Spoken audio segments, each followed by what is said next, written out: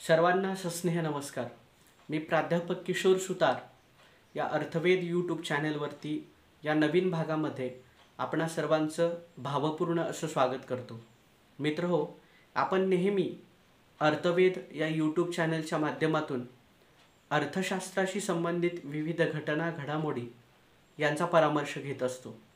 त्याचाच एक भाग म्हणून आज आपण एका अशा विषयावरती चर्चा करणार आहोत की जो विषय या देशातल्या अगदी सर्वसामान्य नागरिकांपासून, तरुणांपासून, शेतकरी, कारागीर, मध्यमवर्ग, मग तो उद्योजक असेल, व्यापारी असेल, व्यावसायिक असेल, या सर्वांच्या जिव्हाळ्याचा आहे.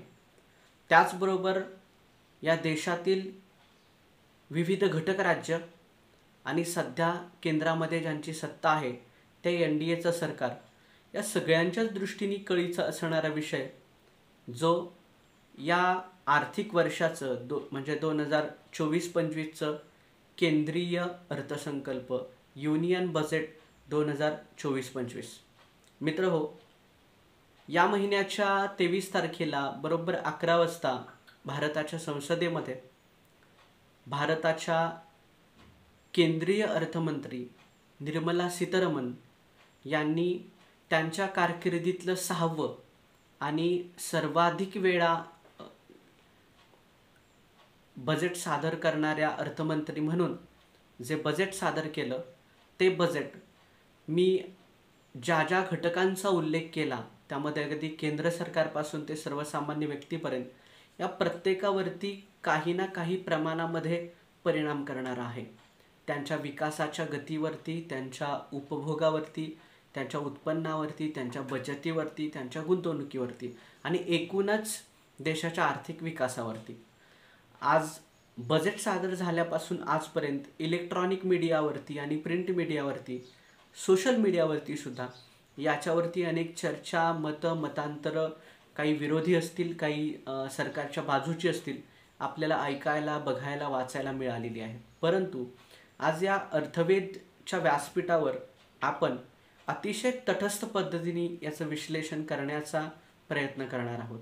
पण सुरुवात करताना आपल्याला ही सुरुवात करूयात की भारतामधली ही बजेटरी सिस्टम काय आहे. मुळातच भारत हा एक लोकशाही, सार्वभौम, संघराज्य अर्थव्यवस्था असणारा देश आहे. कारण भारत जेव्हा 1947ला स्वतंत्र झाला आणि आपण प्रजासत्ताक लोकशाहीचा 1950 पासून स्वीकार केला, तेव्हापासून आजपर्यंत आपल्या देशाची वित्तव्यवस्था ही फेडरल फायनान्शियल सिस्टम आहे, संघराज्य वित्त व्यवस्था आहे की जिथं 2 स्तरांवरती या देशाचं अर्थकारण चालवलं जातं. एक स्तर आहे तो केंद्रीय स्तर, सेंट्रलाइज असणारी स्टेज की जिथं केंद्र सरकार अवघ्या देशाचं अर्थकारण हाताळतं. आणि दुसरी टप्पा किंवा दुसरा स्तर, लेयर आहे तो म्हणजे विविध घटक राज्य त्यांचं फिनान्शियल सिस्टम बघतात. अशा 2 स्तरांवरती हे काम चालतं. म्हणून आपली फेडरल फायनान्शियल सिस्टम जी आहे ती द्विमुखी, 2 टायर असलेली आपल्याला बघायला मिळते.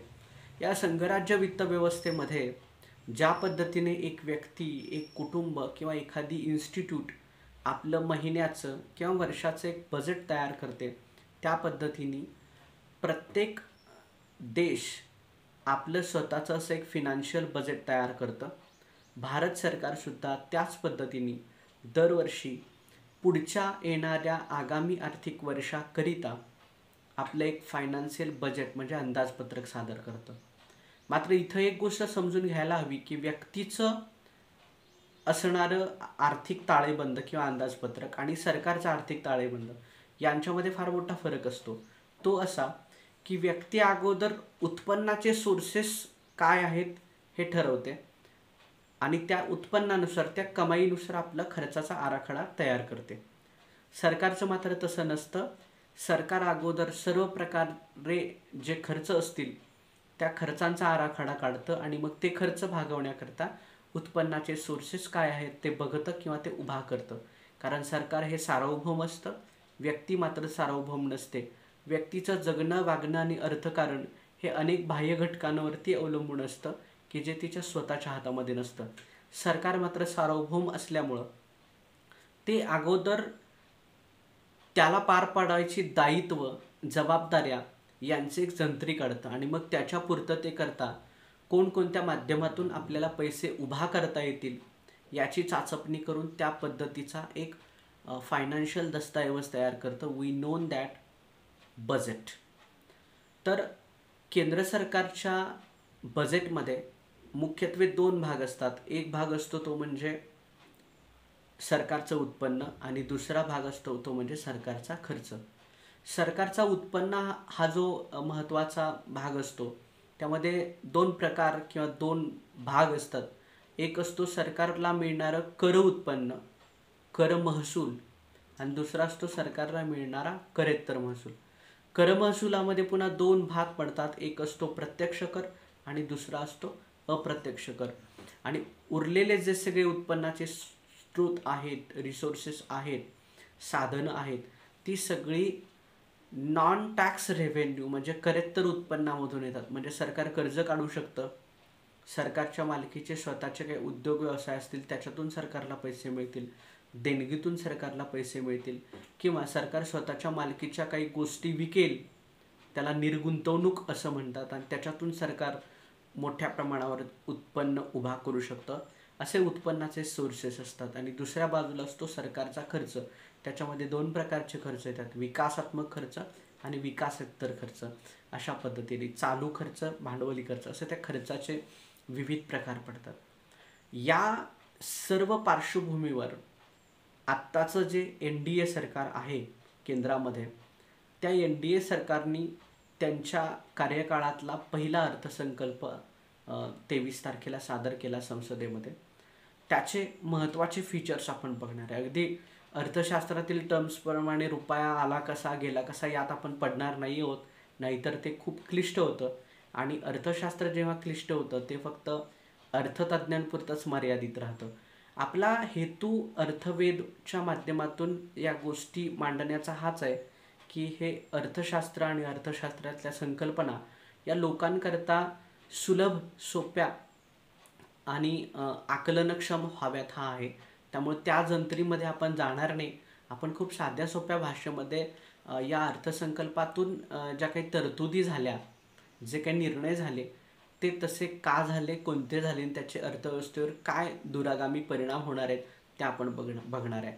आपण सुरुवात करूया की सरकारने या बजेटमध्ये सगळ्यात जास्त फोकस, भर हा कशावर दिलेला आहे, तर तो रोजगार निर्मिती आणि कौशल्य विकास याच्यावरती दिलेला आहे. आणि याचं महत्त्वाचं कारण हे आहे की गेल्या काही वर्षांमध्ये सातत्यानं वाढती बेरोजगारी, त्यानंतर मोठ्या प्रमाणावरती नोकऱ्या निर्माण न होता म्हणजे रोजगार निर्मिती न होता होणारी आर्थिक वाढ, आणि त्याच्यातून अर्थव्यवस्थेमध्ये होणारी वाढणारी महागाई, याचे जे पडसाद आहेत ते मोठ्या प्रमाणावर उमटू लागलेले आहेत. आणि आत्ताचं जे सरकार आहे की जे गेली 10 वर्ष केंद्रामध्ये सत्तेवर आहे, त्यांना याचा कुठंतरी राजकीय तोटा गेल्या काही निवडणुकांमध्ये झालेला दिसून येतोय.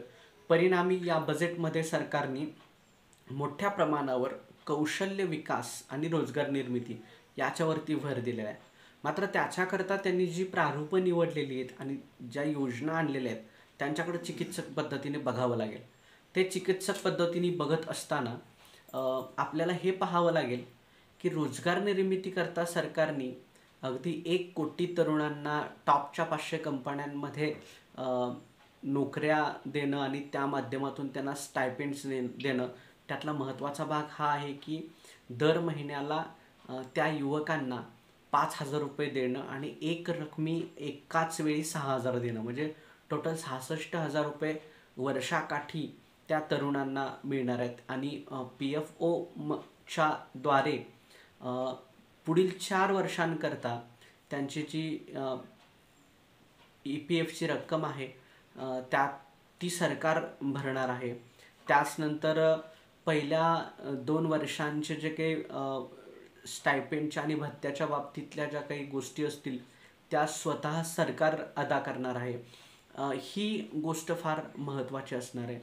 त्यानंतर एकूण रोजगार निर्मितीमध्ये सरकारने खाजगी क्षेत्राला बरोबर काम करण्याचं धोरण आखलेलं दिसतं, की नवीन 1,00,000 रुपयेपर्यंत पगार असणाऱ्या, वेतन असणाऱ्या ज्या नोकऱ्या निर्माण होतील, त्या नोकऱ्यांमध्ये सुद्धा सरकार आपली भागीदारी देईल आणि त्याच्यातून रोजगार वृद्धी कशी करता येईल ते बघण्यात येईल. 10,00,000 तरुणांना कौशल्य विकासाकरता जवळपास 2,00,000 कोटींचा निधी देणार आहे आणि त्याच्यातून टार्गेटेड ग्रुप म्हणून 4,10,000 एवढ्या तरुणांना त्याचा फायदा कसा होईल, हे इनिशिएटिव्ह टार्गेट सरकारने समोर ठेवलेलं दिसतं. आता याचं जेव्हा आपण बायफर्गेशन करायला जातो तेव्हा असं लक्षात येतं की सरकार म्हणतंय तरुणांना आम्ही टॉपच्या 500 कंपन्यांमध्ये नोकऱ्या देऊ किंवा त्यांना स्टायपेंड देऊ, त्यांचे भत्ते देऊ, त्यांना वर्षाकाठी भत्ता देऊ वगैरे. पण मुद्दा हा आहे की या 500 कंपन्यांना जो स्किल्ड लेबर हवा आहे तो आता घोषणा केल्यानंतर लगेच मिळणार आहे का?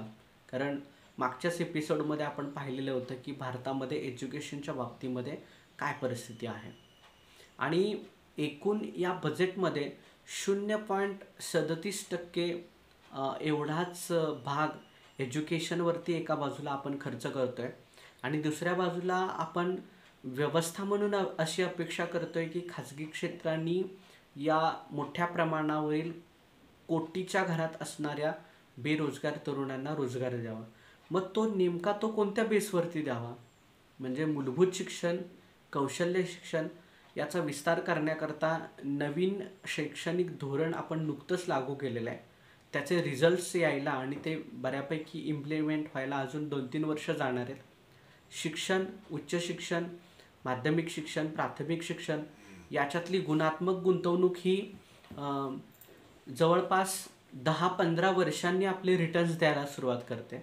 म्हणून कौशल्य विकासाकरता सुरू झालेलं आत्ताचं नवं शैक्षणिक धोरण त्याची फळं मिळायला अजून 10-15 वर्ष असणार आहेत. मात्र सरकार आत्ताच गृहीत धरतं की आपल्याकडं स्किल्ड लेबर आहे आणि इंडस्ट्रियल सेक्टर जो आहे तो त्याला लगेच एब्झॉर्व करेल. हे थोडंसं कुठंतरी चुकत असलेलं आपल्याला दिसून येतं. दुसरा महत्त्वाचा भाग या बजेटमधला तो म्हणजे एकूण कराचे जे स्लॅब आहेत ते ॲज इट इजच ठेवलेले आहेत पूर्वीसारखेच. फक्त ज्यांचं उत्पन्न 6 ते 7 लाखांच्या दरम्यान आहे त्यांना 5% कुठंतरी दिलासा दिसतोय आणि 9 ते 10 लाखापर्यंतचं ज्यांचं उत्पन्न आहे त्यांना देखील 5% दिलासा दिसतोय. त्यानंतर नवीन पद्धतीने जे आयकर भरणार आहेत, नवीन जे करदाते असणार आहेत त्यांचं स्टँडर्ड डिडक्शन जे आहे ते 50,000 वरून 75,000ची त्याची मर्यादा वाढविल्यामुळे त्यांना वर्षाकाठी 7,500 म्हणजे रफली जर आपण महिन्याचं कॅल्क्युलेशन केलं तर काहीतरी 1,400 रुपयापर्यंत त्यांना रिलीफ मिळणार आहे.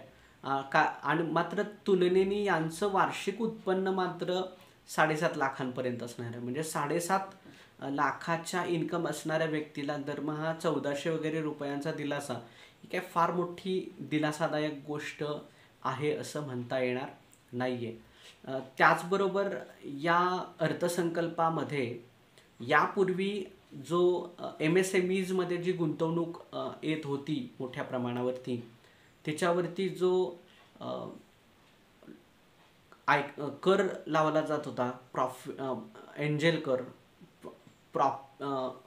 प्रॉफिटेबल गेन टॅक्स म्हणून, तो पूर्णपणे रद्द केला आणि त्याचं कारण अर्थमंत्र्यांनी किंवा सरकारने असं सांगितलं की मनी लॉन्ड्रिंगसारखे प्रकार कमी व्हावेत म्हणून हे आपण केलेलं होतं. मात्र मनी लॉन्ड्रिंग करता आपल्याला दुसरे पॅरल कायदे आहेत आणि ते कारगर ठरत आहेत म्हणून याची गरज नाही आहे.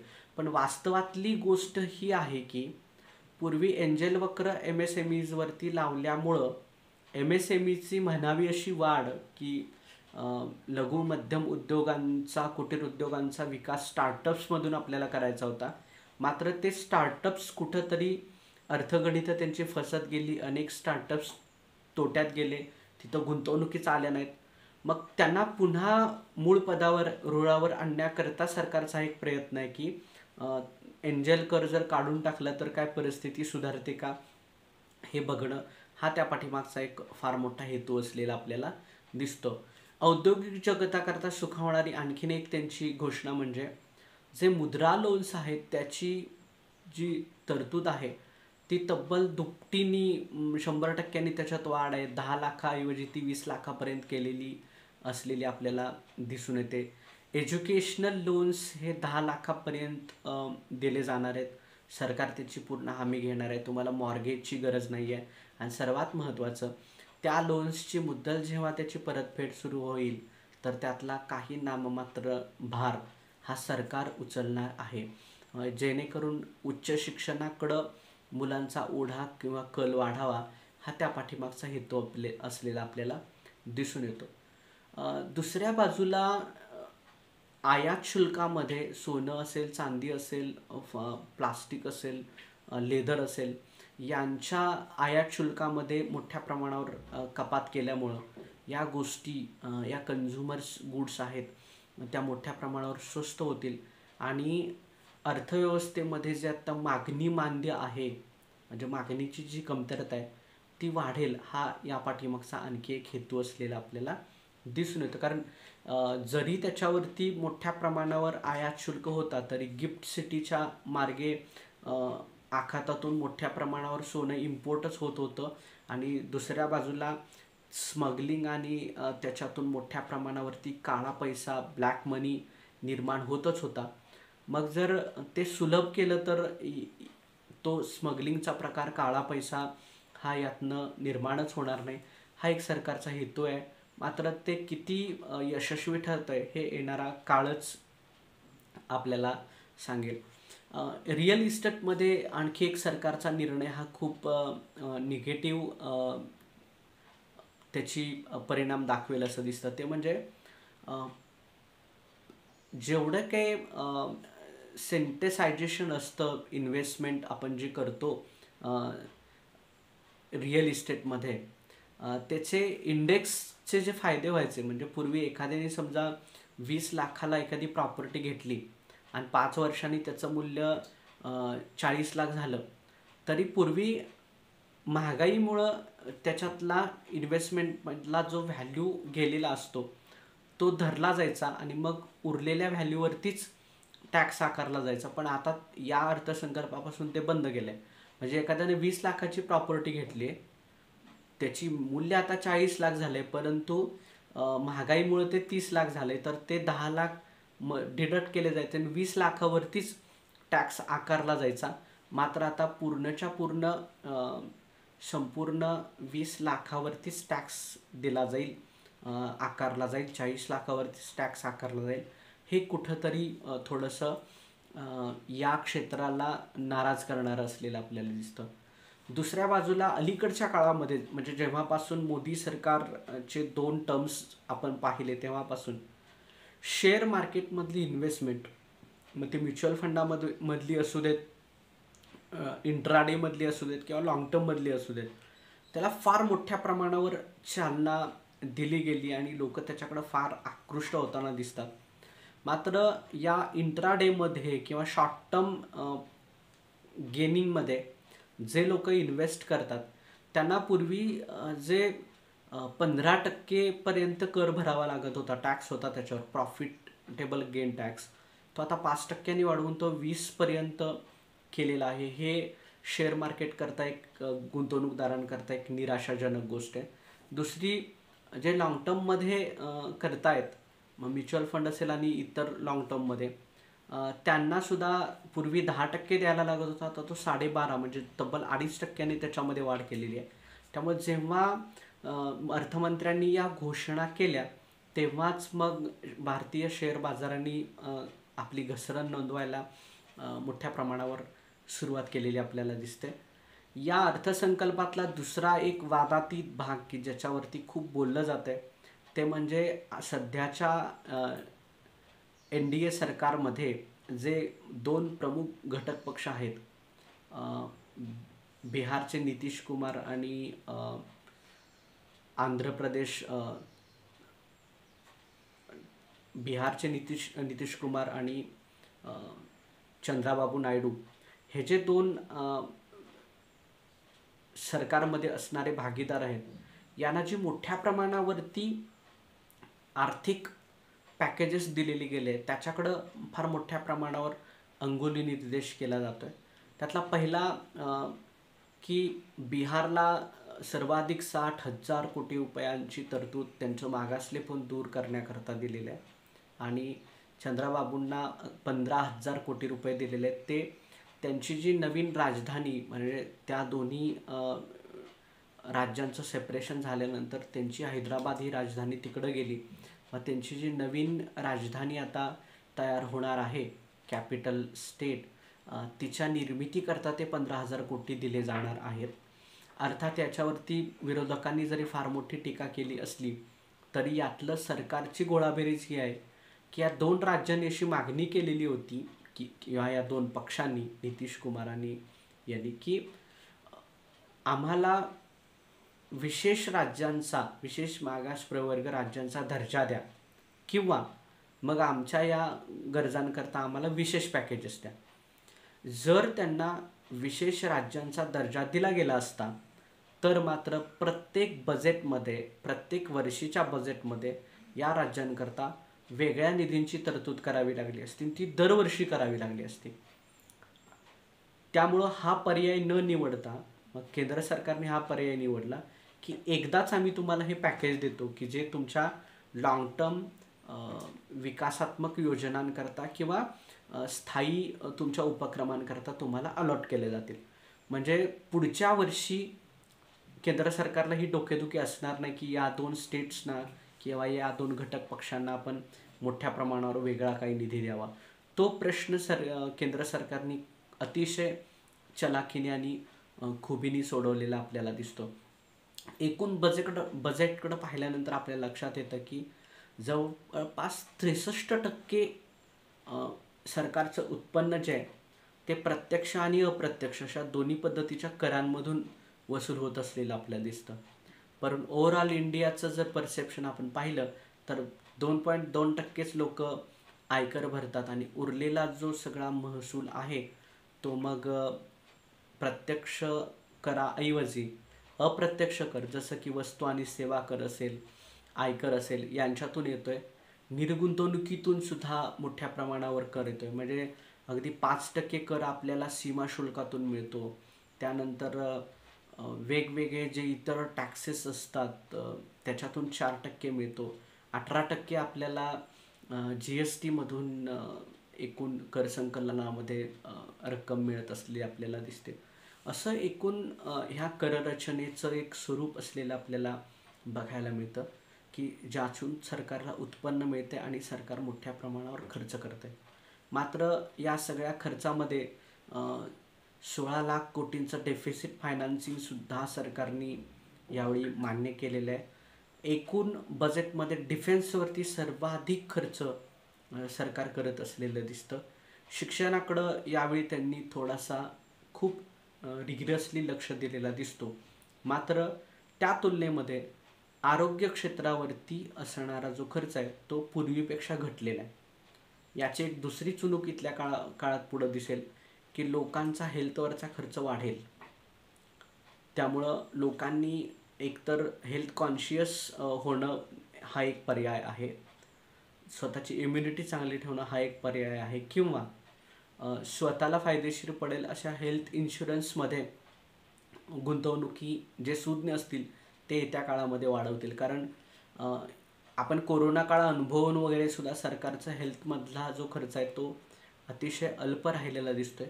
एज्युकेशनमध्ये जो काही खर्च दिसतोय तो पायाभूत सुविधा सेवा निर्मितीऐवजी खाजगी क्षेत्राला बरोबर घेऊन भागीदार करून काहीतरी करण्यामध्ये सरकारचा कल दिसतोय.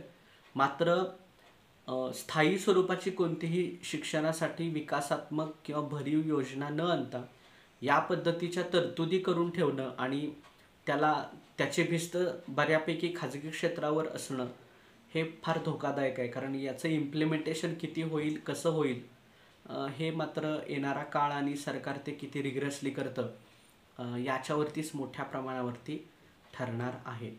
महिलांच्या, शेतकऱ्यांच्या बाबतीमध्ये, मागास राज्यांच्या बाबतीमध्ये आणि मागास वर्गाच्या बाबतीमध्ये सुद्धा सरकारने या बजेटमधून म्हणावं तितकं लक्ष दिसत नाही. सरकारचा बऱ्यापैकी भर हा शिक्षण, प्रशिक्षण, कौशल्य विकास, डिफेन्स म्हणजे संरक्षण यांच्यावरच मोठ्या प्रमाणावर असलेला आपल्याला दिसून येतो. 2030 पर्यंत कर उत्पन्न वाढवून प्रत्यक्ष करदात्यांची संख्या कशी वाढवता येईल, म्हणजे टॅक्स स्लॅबची फक्त आवाका न वाढवता, रुंदी न वाढवता त्याची खोली वाढवण्यामध्ये सरकारचा येत्या काळात भर असलेला आपल्याला दिसतो. या सरकारला चांगले मार्क्स या बजेट करता तिथं द्यावे लागतील की सरकारने वित्तीय शिस्तीचं पालन करण्याचा प्रयत्न केलेला दिसतो आणि तो खरोखर स्तुत्य आहे. कारण ज्या पद्धतीने मध्यम पद्धतीच्या महागाईला आपण सामोरे जातोय, तिच्यात अजून जर वाढ व्हायची नसेल तर ही वित्तीय शिस्त कोणत्याही सरकारने पाळणं हे खूप गरजेचं असतं आणि अलीकडं ते आपल्याला दिसतंय. अर्थात बजेटच्या विविध पैलूंकडे आपण जितक्या बारकाईनं बघू आणि विविध अंगांनी बघू तितके त्याचे अनेक पैलू आपल्याला दिसतील. मात्र प्रत्येकाच्या गरजेनुसार, वेगवेगळ्या सेक्टर्सच्या वेगवेगळ्या घटकांच्या नुसार आपल्याला त्याचा जेवढा उहापोह करता आला आणि वेध घेता आला तेवढा आपण घेण्याचा प्रयत्न केला. याच्यात ग्रीन एनर्जी आणि इको फ्रेंडली ॲग्रिकल्चर याच्यावरती सुद्धा भर मोठ्या प्रमाणावर दिलेला दिसतो.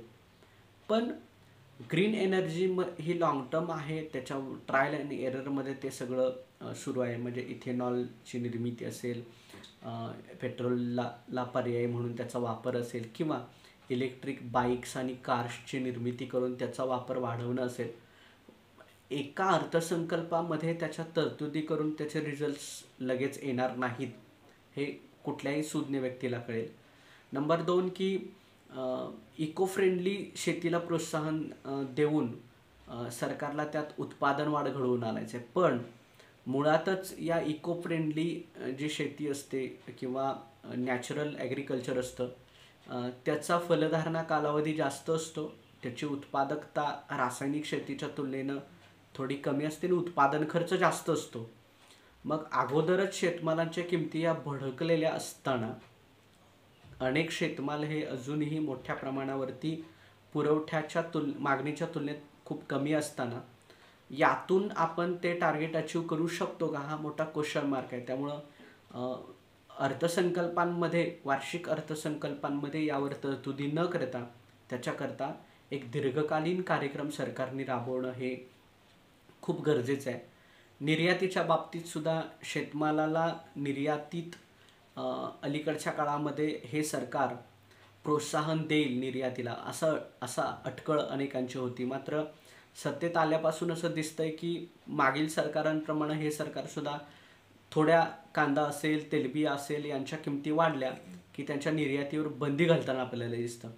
पण त्याऐवजी जर सरकारने सर्वसामान्य लोकांच्या खात्यामध्ये महागाई बरहुकूम थेट पैसे टाकले आणि अन्नधान्यांच्या आणि या फळभाज्यांच्या वगैरे किमती कितीही वाढल्या तरी त्यात हस्तक्षेप न करता त्याचा फायदा शेतकऱ्यांना, उत्पादकांना घेऊ दिला, त्याच्या निर्यातीला प्रोत्साहन दिलं तर याच्यात संतुलन साधता येऊ शकतं. म्हणजे जीवनावश्यक वस्तू म्हणून किमती वाढल्या की त्याच्यावर नियंत्रण आणणं, त्याच्या निर्यातीवरती बंदी आणणं आणि उत्पादक शेतकऱ्यांचं नुकसान करणं हे आपण किती दिवस करत बसणार आहोत. त्याऐवजी त्याला दुसरा पर्याय म्हणून जर त्याचं इन्सेंटिव्ह प्रत्येकाला थेट दिलं, थेट अनुदानातून दिलं आणि वाढत्या किमतीला उत्साहित न करता, त्याला चाप न घालता त्याच्या निर्यातीचे फायदे उत्पादक शेतकऱ्यांना मिळू दिले तर मग शेती क्षेत्रातल्या अडचणींवरती मात करायला आपण एक पुढचं पाऊल टाकू. हाही भाग या अर्थसंकल्पाच्या निमित्ताने निदर्शनास येताना दिसतो. तर हे होतं निर्मला सीतारामन यांनी मांडलेलं त्यांच्या राजकीय कारकिर्दीतलं 6वं बजेट, की जे एक रेकॉर्ड आहे. कारण पूर्वी आत्तापर्यंत एका वित्तमंत्र्यांनी 6 अर्थसंकल्प मांडण्याचा रेकॉर्ड होता. तो मागच्या वर्षी निर्मला सीतारामन यांनी त्याची बरोबरी केली आणि आता तर ते रेकॉर्ड त्यांच्या स्वतःच्या नावावर असेल की त्यांनी सलग 6 वेळा या देशाच्या केंद्रीय अर्थमंत्री म्हणून आपलं 1.5 तासांचं अर्थसंकल्पीय भाषण करून तो रेकॉर्ड आपल्या नावावरती ठेवलेला दिसून येतो.